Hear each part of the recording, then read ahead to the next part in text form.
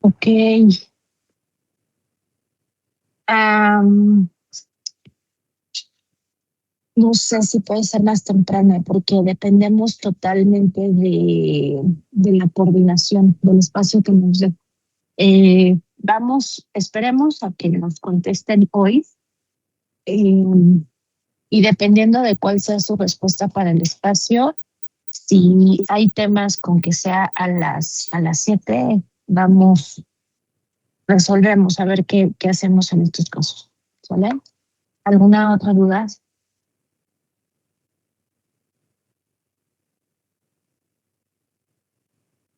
¿No, verdad? Ok, bueno.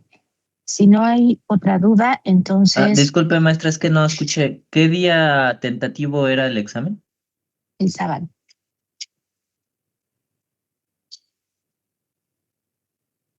El sábado a la hora de clase, este sábado que viene.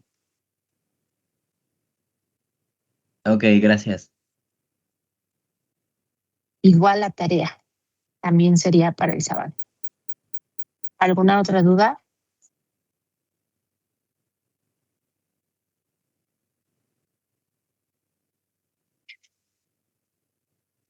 ¿No?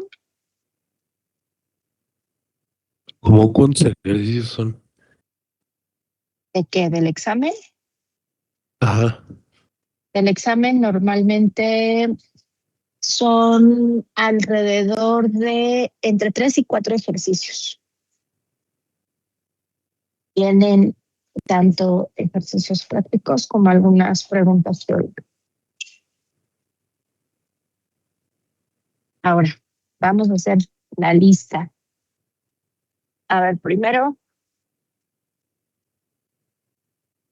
para recordar. Ahí ya están viendo mi pantalla, ¿verdad? ¿Sí? ¿Me confirma alguien, por favor? Ok, gracias. Entonces, han estado preguntando qué temas van a venir en el examen. Pues en realidad todos los temas que hemos revisado en lo que va del semestre. ¿Cuáles son esos temas? Lo primero, acuérdense que revisamos qué es a lo que tiene derecho un trabajador en el momento en el que su relación de trabajo está activa. Y hablamos en ese punto de ingresos y las coberturas. Hablamos sobre los tipos de salario, las prestaciones que son por ley, las que son adicionales a ley, y recordamos las coberturas que se dan por parte de Seguridad Social. Después revisamos cuáles son los pagos o las obligaciones que tiene la empresa para con el trabajador cuando se da la ruptura de la relación laboral. Y en la ruptura de la relación laboral, que lo que les estoy proyectando ahorita es lo que está marcado de rojo, que es a lo que tiene derecho. Que hablamos sobre el finiquito, las indemnizaciones y la prima de antigüedad.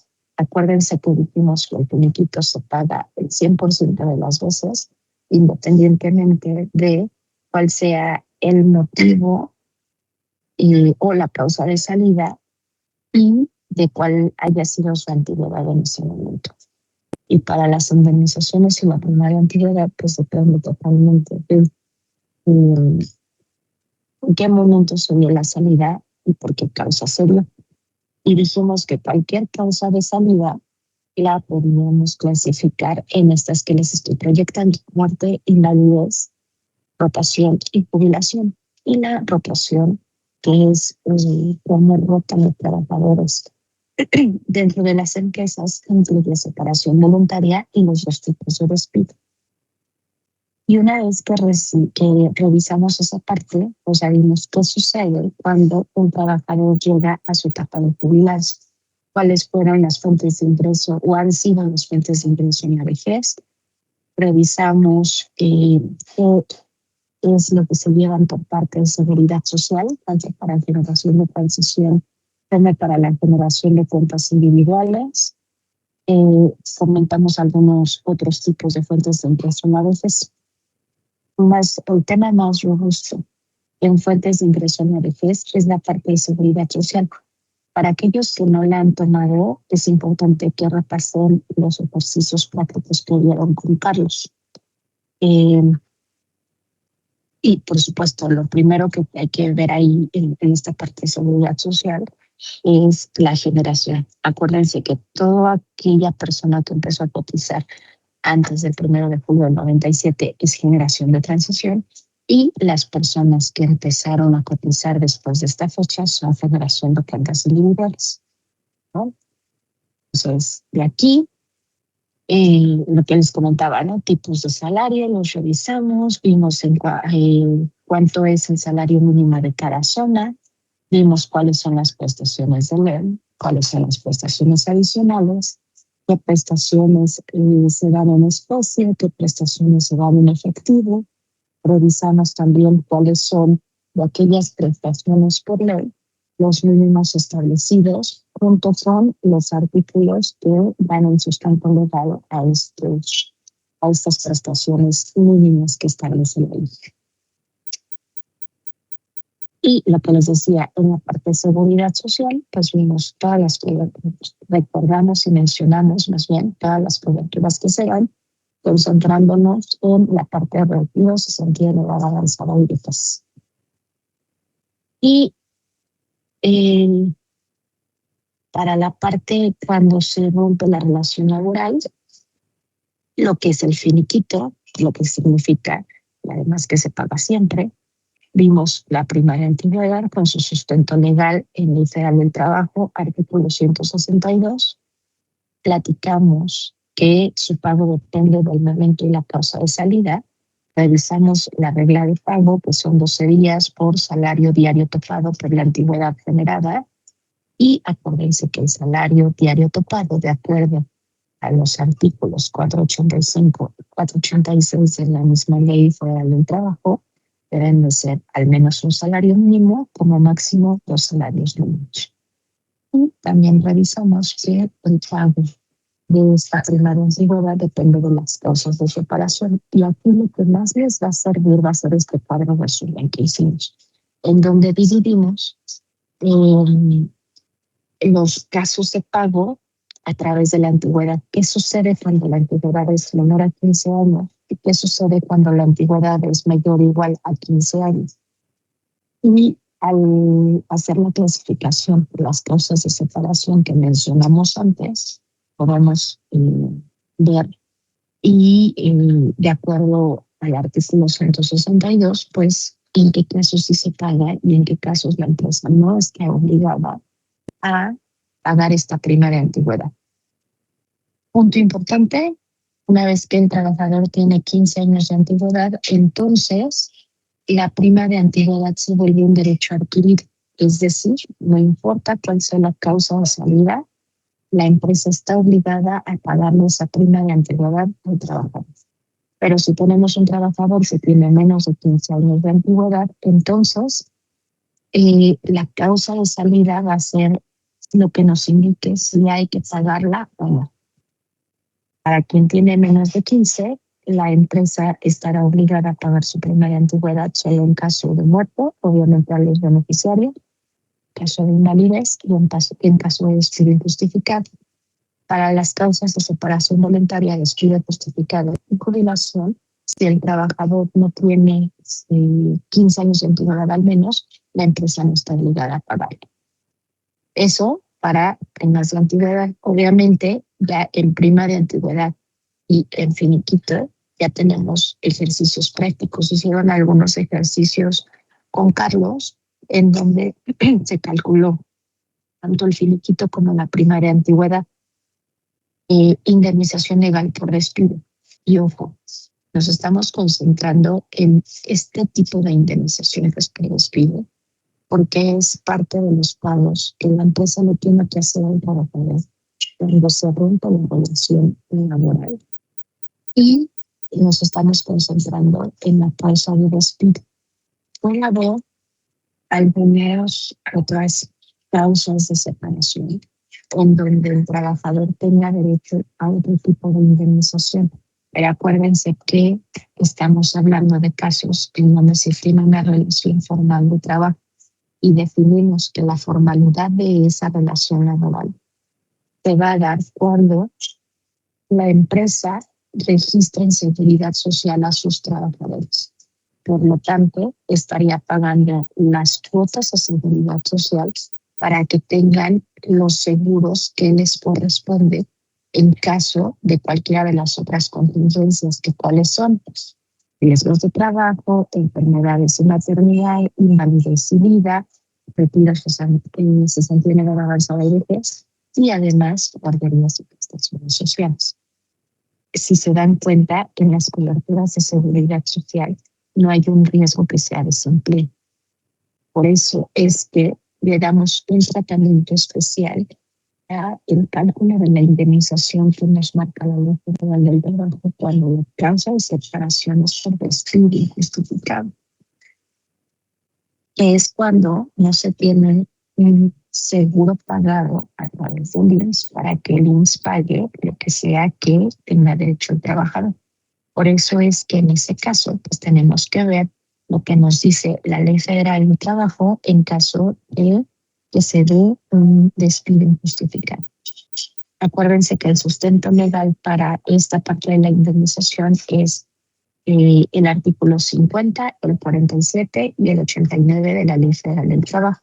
Siempre que les hablemos del sustento legal, se tiene que hacer referencia a la ley, al artículo, y se aplica alguna fracción a la fracción también. Acuérdense que la indemnización, este tipo de indemnización, la empresa solo está obligada a pagarla en caso de que se dé un despido injustificado, porque el objetivo es que se le dé una indemnización al trabajador, por decirlo de alguna manera, tenga un monto de dinero que pueda utilizar en lo que el trabajador intenta llevar en donde contratarse. Así que se tratará de un despido que el trabajador no esperaba. Entonces, toda esta indemnización, que su regla de pago son 3 meses de salario integrado más 20 días de ese mismo salario integrado por cada año de trabajo. Y pues bueno, referencia para el salario integrado, acuérdense que solamente si es una integración por ley, solo entra el aguinaldo y la prima vacacional. Entonces, tanto para el finiquito como para la prima de antigüedad y la indemnización legal, podemos encontrarnos con casos de cálculo ya numérico en donde se les proporcione la causa de salida, las características del trabajador, para que ustedes pudiesen calcular cuánto corresponde en cada uno de los casos. Hay que tener cuidado cuando lean los ejercicios. Lo que les recomiendo, tanto para resolver la tarea como para resolver el examen, es que sean cuidadosos en la lectura tanto del planteamiento del ejercicio, del problema, de la pregunta, como en qué es lo que tienen que resolver. Porque muchas veces en este primer examen, el mayor problema que hemos detectado es que no leen bien las preguntas y tampoco leen bien el planteamiento de los ejercicios. A veces se arrancan a resolver en un caso de salida de trabajador con el cálculo de estos 3 elementos que estoy proyectando ahorita, cuando el ejercicio solo les pide alguno de ellos. No para todos los casos se tiene que calcular estos 3 elementos.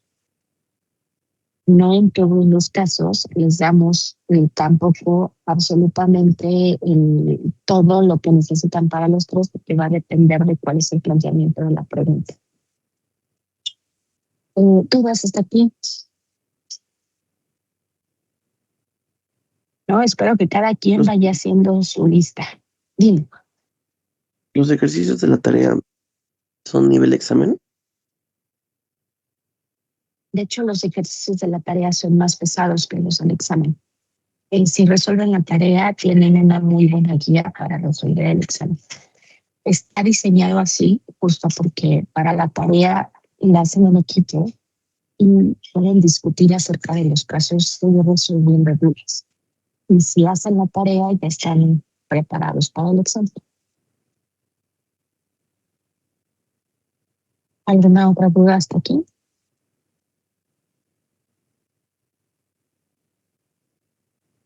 ¿No? Entonces, para quien esté haciendo su lista temas hasta este punto, tenemos ingresos y coberturas, tipos de salario, prestaciones, coberturas de seguridad social, finiquito, prima de antigüedad e indemnización legal por despido.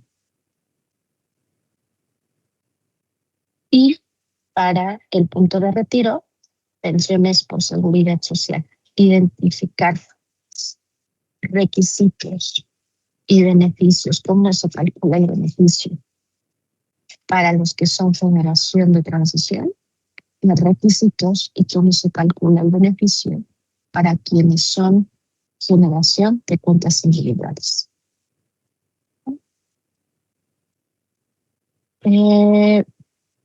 Bueno, los ejemplos, lo que les decía, los casos prácticos.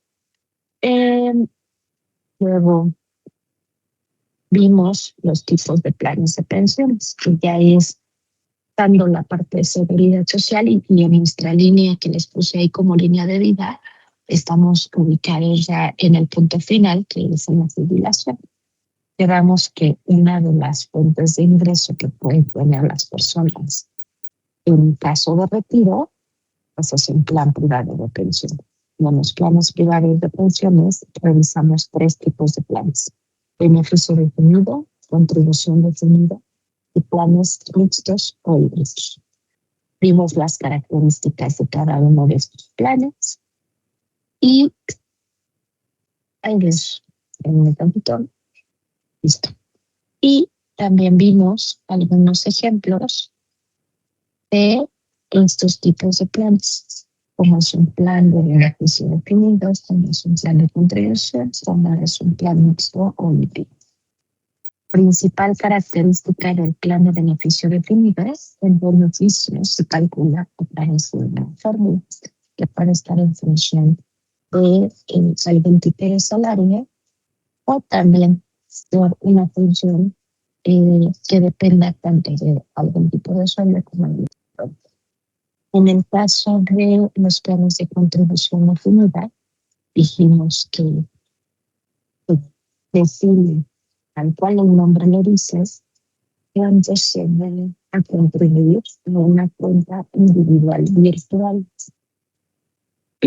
Y lo importante, digamos, que el fondo es uno solo, pero se hace un proceso de individualización, a través del cual en cualquier momento podemos saber cuánto le corresponde al trabajador en cualquier momento por las aportaciones de la empresa, los rendimientos correspondientes, así como las aportaciones del trabajador y sus rendimientos correspondientes. Platicamos que usualmente las contribuciones se definen como un porcentaje del salario del trabajador, aunque pueden existir otras reglas. Usualmente es a través de ese porcentaje del salario. Y el 100% de las veces el beneficio al que va a tener el derecho el trabajador va a ser al 100% de la cuenta individual. Y la cuenta individual va a estar conformada a través de las aportaciones más los rendimientos, donde la empresa va a decidir si ahorra únicamente la empresa o ahorra solo el trabajador o ahorra en ambos. Y si ahorran ambos, el esquema que normalmente encontramos de la cuenta individual la podemos dividir en su cuenta empresa y en su cuenta empleado. Y cada una de esas subcuentas estará constituida por las aportaciones más el rendimiento general. De esta subcuenta nos obliga a pensar qué es lo que sucede si el trabajador no cumple los requisitos de jubilación con la empresa y se separa de ella antes de llegar a ese punto. Recordamos que en caso de separación antes de la jubilación, las aportaciones realizadas por la empresa con sus correspondientes rendimientos pueden o no compartirse con el participante. Si se comparten con ello, a este esquema se le conoce como derecho adquirido, en donde los derechos adquiridos normalmente los encontramos en forma de tabla, en donde se define una antigüedad y qué porcentaje de la subcontra empresa se le va a compartir al trabajador por ese derecho adquirido. Y quedamos que ese saldo que se le comparte tiene mecanismos especiales para que se le haga llegar al trabajador y que de alguna manera la empresa pueda hacer que ese dinero se utilice realmente para el retiro del trabajador. La única opción en donde no va a suceder eso y es seguro es que le dé el dinero, se lo transfiera a su cuenta personal, es decir, a donde recibe su nómina, y que el trabajador puede tomar ese dinero en cualquier momento. Y seguro lo que no va a pasar es que ese dinero que ya está luego retiro. Sin embargo, en este tipo de esquemas hay mecanismos muy específicos con los cuales la empresa puede asegurar de alguna manera que ese dinero realmente se va a utilizar para su retiro. Y quedamos que hay 3 mecanismos. El primero es que ese recurso se transfiera como aportación complementaria a la FORE. De esa manera, se lo está transfiriendo al trabajador, pero a una cuenta en donde no va a poder hacer uso de ella sino hasta que se retire. El segundo mecanismo es que ese dinero se transfiera a un plan personal de retiro o plan porque no se lo conoce el mercado. Y en ese momento va a poder la empresa también asegurarse que ese recurso se utilice hasta la edad de retiro o en caso de que se dé fallecimiento o invalidez, también tendrá sus cláusulas estos PPRs. Y el tercer mecanismo es transferencia a otro fondo de pensiones individualizadas. Les comento en su momento que de estos 3 mecanismos, el menos probable es la transferencia a otro fondo de pensiones individualizadas. Y la razón por la cual es lo menos probable es que no existe una gran cobertura de planes privados de pensiones a los trabajadores. Si nosotros hacemos la comparación de cuántos individuos contratados formalmente tienen acceso a un plan privado de pensiones, lo podemos hacer utilizando la información que se emite a través de CONSAR sobre los planes que hay privados, contrastada contra la cobertura y las cifras de la seguridad social. Y el resultado es que únicamente el 9% de las personas que están dadas de alta en seguridad social cuentan con un plan de pensiones privado.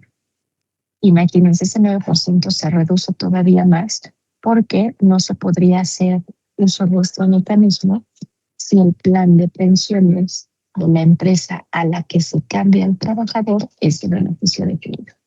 Entonces es muy poco probable que se encuentren casos en donde la persona sale de una empresa que le da un plan de pensiones privado y se cambie a otra que también le proporciona un plan de pensiones privado con un funcionamiento similar.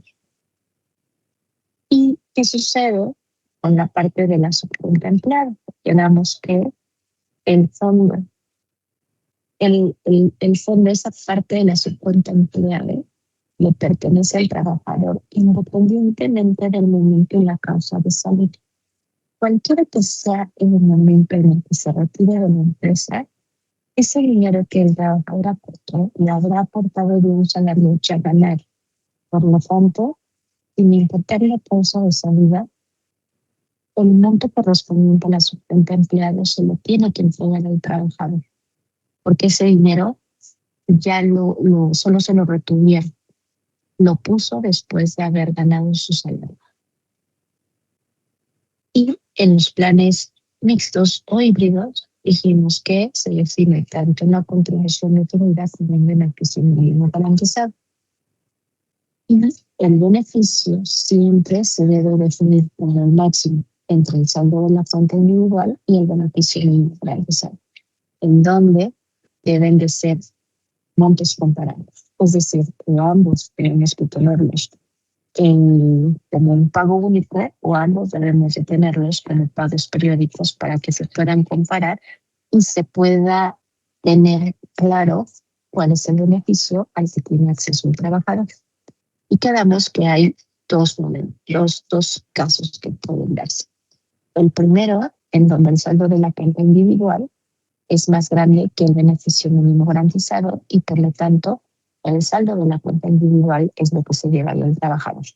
El segundo caso es en donde el beneficio mínimo garantizado es más grande que el saldo de la cuenta individual y entonces la empresa debe de poner un beneficio para que al final el trabajador que se jubile tenga acceso a ese beneficio que se le garantizó a través del plan de pensiones.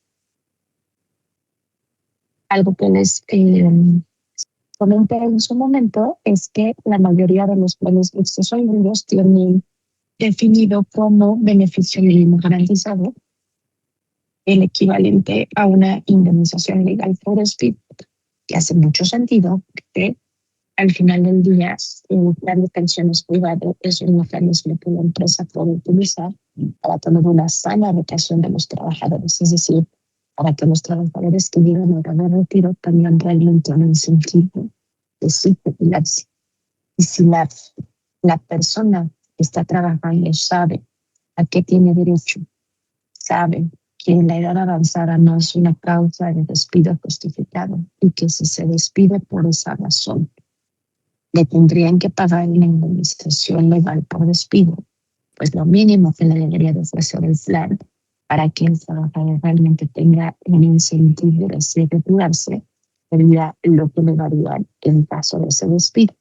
No es que esté escrito en una norma, en alguna ley, que además en que las empresas proporcionen un plan privado de pensiones no es una obligación en México.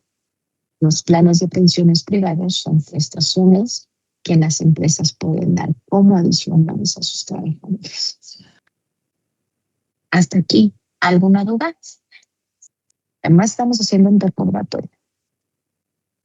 Entonces, en esta parte de los planes privados, tipos de planes de pensiones, las características y el beneficio que se establece en cada tipo.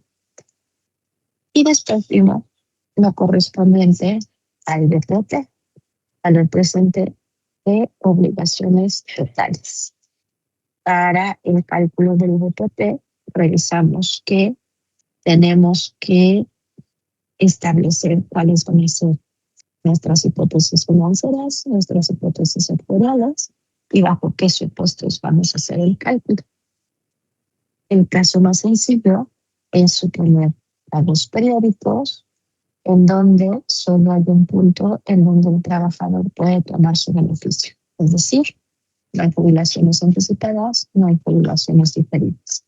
Bajo ese supuesto, la forma en que podemos calcular el valor presente de las obligaciones totales para un plan de beneficio definido es la pensión por la anualidad vitalicia pagadera mensual por el factor del valor presente W menos X años por la probabilidad de que la persona que tiene edad X sobreviva a todas las causas de salida W menos X años, donde nuestras causas de salida son las que ya habíamos platicado, que a partir de este punto ya le llamamos decremento.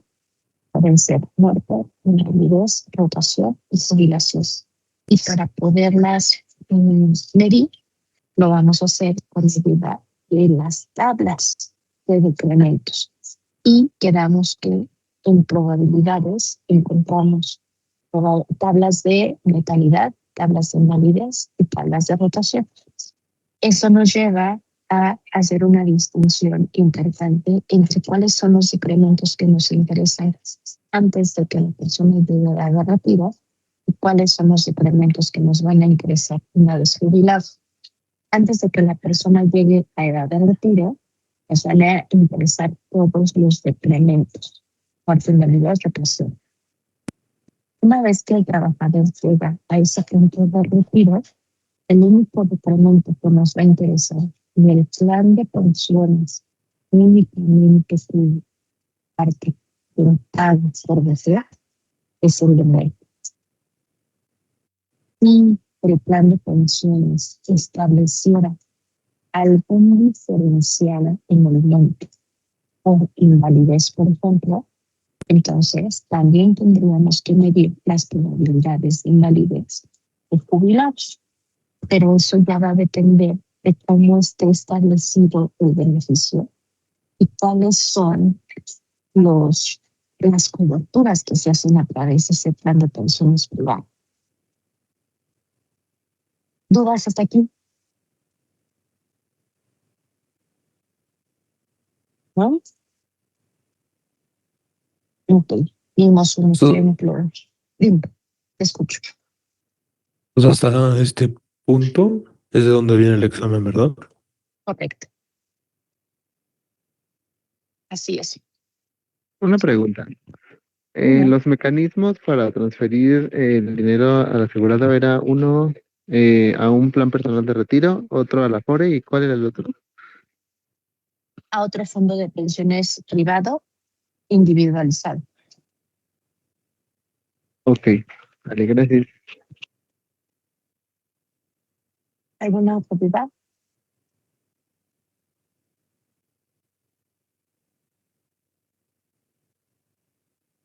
¿No?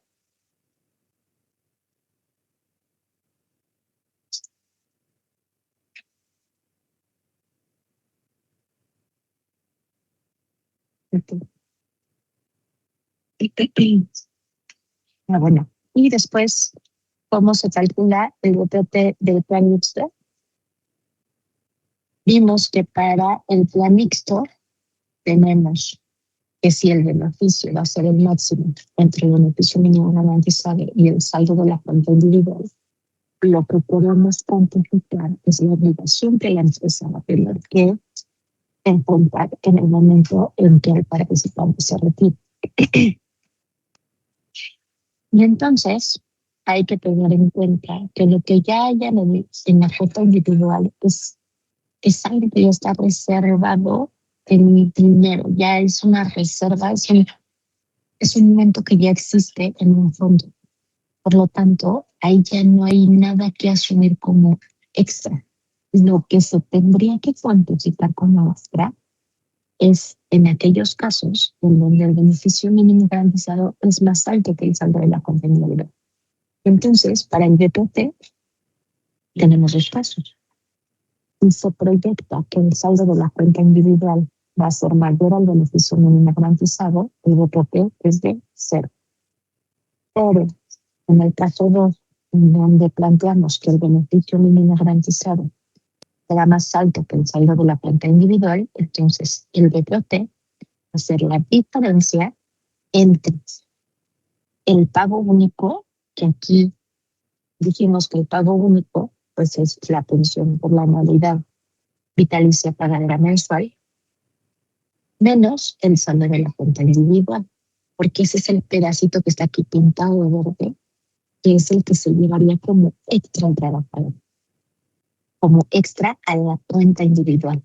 O dicho de otra manera, desde la silla de la empresa, cuánto recurso adicional tiene que poner, además de lo que estoy aportando en las cuentas individuales, para que un trabajador se lleve el mínimo que se le estaría garantizando. Y de ahí, ya que tenemos esa diferencia, pues se calcula por el componente del valor presente financiero y el componente del valor presente actuario. Que siempre que tengan duda de cómo es el valor presente actuarial, lo que hay que preguntarse es qué tiene que suceder para que se detone ese pago. Y esa pregunta es el detonante para saber cuál es la probabilidad que se debe establecer para el valor presente actuario. Y ahora sí, hasta este punto, yo creo que de los planes mixtos o híbridos es que va a abarcar el examen. ¿Dudas hasta aquí?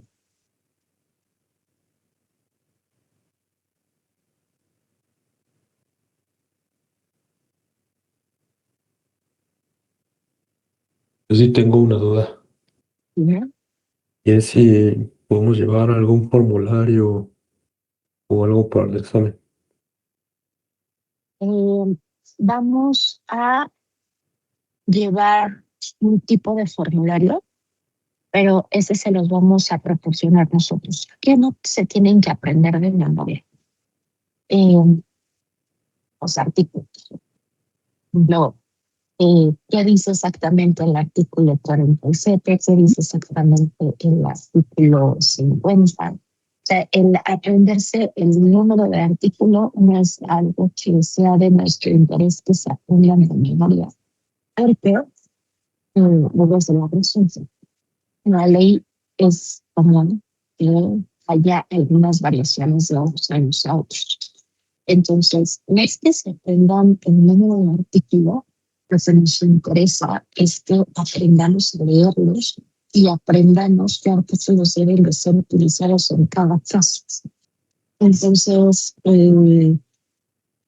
por ejemplo, una pregunta que no les haría en el examen,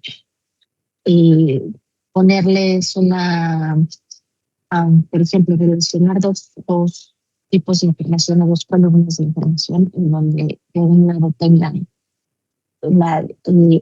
un artículo sin ponerles el número y en la otra columna tengan los números de artículos. Este tipo de pregunta, por ejemplo, no la hacemos. ¿Por qué? Porque nos interesa que aprendamos a leerlos, que aprendamos a aplicarlos, pero no que se aprendan de memoria lo que dice el artículo número tal, porque al final del día ya están a un paso de empezar a trabajar. Y una vez trabajando, pueden utilizar todos los recursos que necesiten consultar para poder resolver los pasos que necesitan. Entonces, el formulario se los vamos a proporcionar nosotros y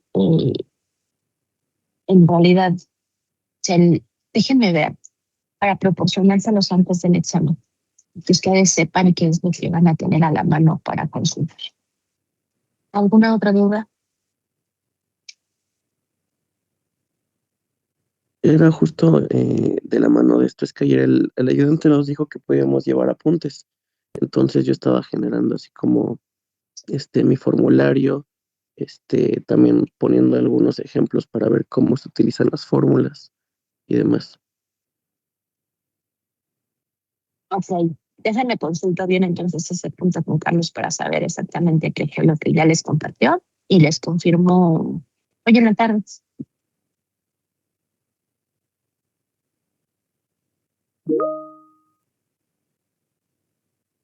¿Alguna otra duda? Yo, maestra, justo lo que dijeron en el chat es que yo le pregunté ayer al ayudante sobre la computadora y me dijo que sí la podíamos llevar, como para que fueran más rápidos los ejercicios, ¿no? Para hacerlos. Entonces, no sé si sigue en pie eso o ya no. Ok, hagamos esto, que sea libre abierto, para que lleven sus apuntes, cada quien lleve sus elementos que crean pertinentes utilizar. Solo entonces hay dos reglas que son reglas de oro. La primera, que es la evidente, pero tengo que mencionar esto. El que ustedes puedan llevar computadora, pues todos tenemos acceso a Internet y la verdad es que en los exámenes nunca somos policías. Estamos ahí para aplicarlo y todos somos adultos. Entonces, pueden utilizar lo que quieran, excepto celulares. Pueden utilizar la computadora, si llevan una tablet, pueden utilizar la tablet. Obviamente se puede utilizar cualquier recurso del celular, sé que se puede utilizar en la computadora. El no uso de celulares por otras razones, pero la regla de oro es que no copien. Confiamos en ustedes, no andamos paseando en medio de las bancas, porque no es la idea. Partimos del punto de confianza en los alumnos y que cada quien se va a dedicar a resolver lo que corresponde. Entonces, esa es la primera regla de una copia.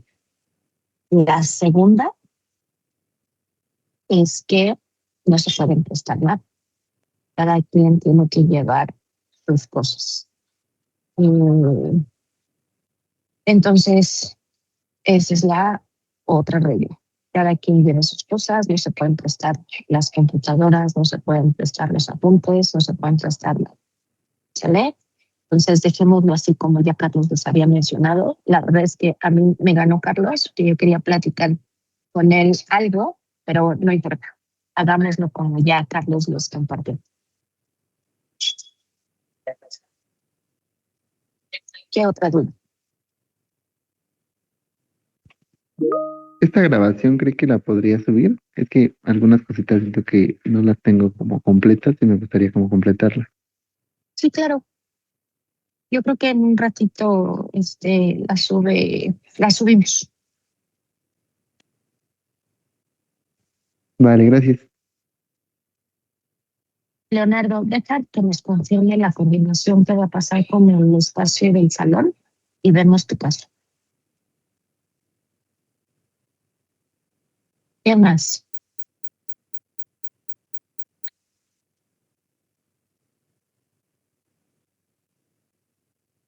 ¿No? ¿Ya no hay dudas? Ok. Ya no Hasta ahorita quisiera no. avanzar más. Ok. Ya no quiero avanzar más en los temas porque como ya tenemos el examen en puerta, sé que si avanzo con un tema nuevo, no voy a tener toda su atención. Entonces, de aquí a que tenemos el examen, no vamos a ver temas nuevos, pero sí es importante que nos conectemos mañana, jueves y el viernes, uno, traigan ya dudas de la tarea. Yo ya en un ratito se las subo y a más tardar a las 9:30 ya la van a tener en Classroom. Revísenlas, no hagan tareas solos, por favor. Ya quiero creer que todos tienen su equipo confirmado. Hagan la tarea en equipo, discutan los casos. Hay muchos ejercicios prácticos. Mi recomendación, no quieran hacerla a manita, es decir, en hoja y papel. Háganla en Excel, porque eso les facilita muchísimo. Solo sean cuidadosos en el uso de Excel. En varios de los ejercicios de las tareas viene más de un caso. Vienen de 4 a 5 planteamientos, un planteamiento y de 4 a 5 casos. La forma sencilla de hacerlo es en Excel para que puedan al momento de resolver fijar celdas, poner elementos que pueden referenciar a una sola celda, por ejemplo, tener el valor del salario mínimo en una sola celda y hacer referencia a para todos los casos. Fijar celdas para poder jalar fórmulas. Solo sean muy cuidadosos al momento de jalar las fórmulas y poner todos los elementos que necesitan dentro del Excel para hacer los cálculos. ¿Sí? Entonces, háganla en Excel, es lo que nadie está viendo. A lo mejor van a sentir que son varios los casos, pero la verdad es que al utilizar su tecnología, en este caso lo más sencillo de usar es el Excel, se resuelve rápido. Solo pongan atención al planteamiento. Segundo, si quieren utilizar alguna herramienta de inteligencia artificial para resolverlo, lo pueden hacer, por supuesto, pero no, no, no confíen al 100% que desde el primer punto se los va a resolver bien. ¿Por qué?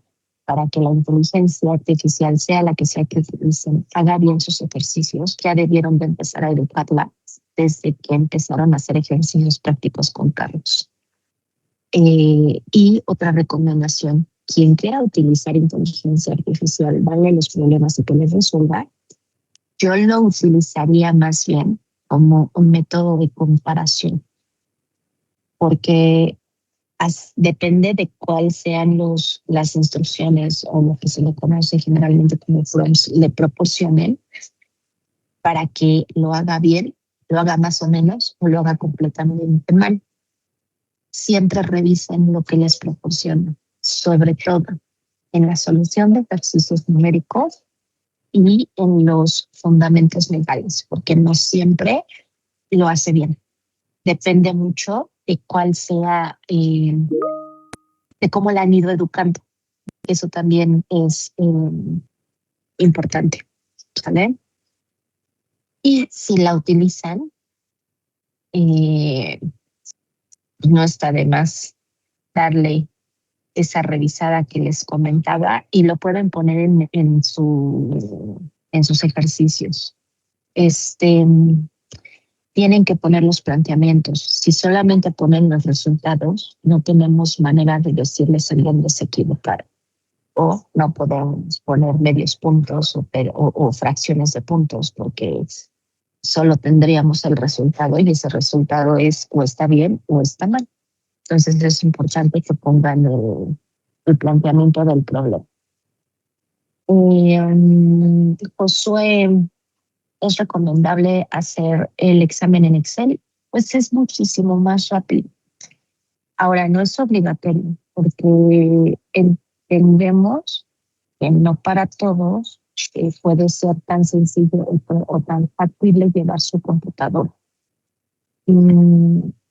A veces por temas de seguridad o por temas de transporte, no para todos es tan sencillo llevarla. Quien la pueda llevar y la quiera llevar puede hacerlo. Quien no pueda, sin problema, también podrá resolver el examen sin que sea en computadora. ¿Alguna otra duda?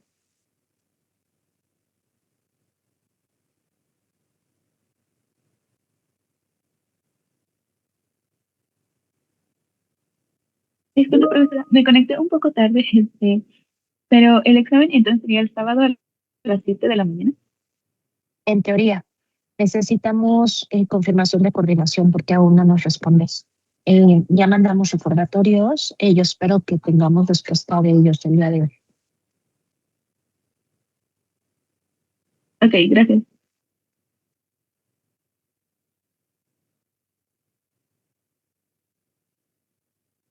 ¿Alguna otra duda?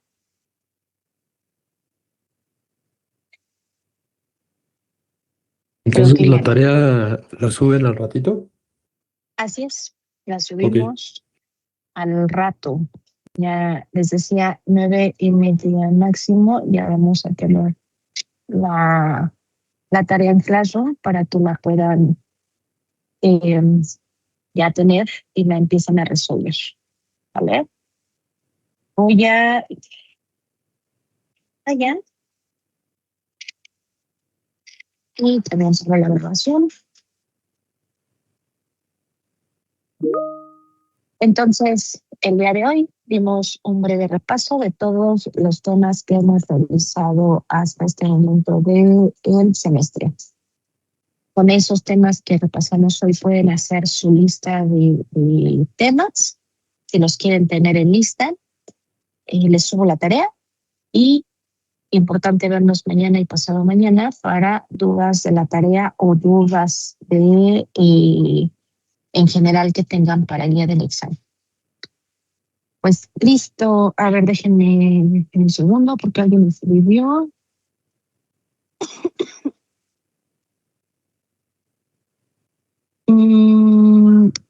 Taide, déjame reviso esa pregunta que me estás haciendo con Carlos, porque en realidad Carlos y Bruno son quienes van a revisar, a calificar el examen.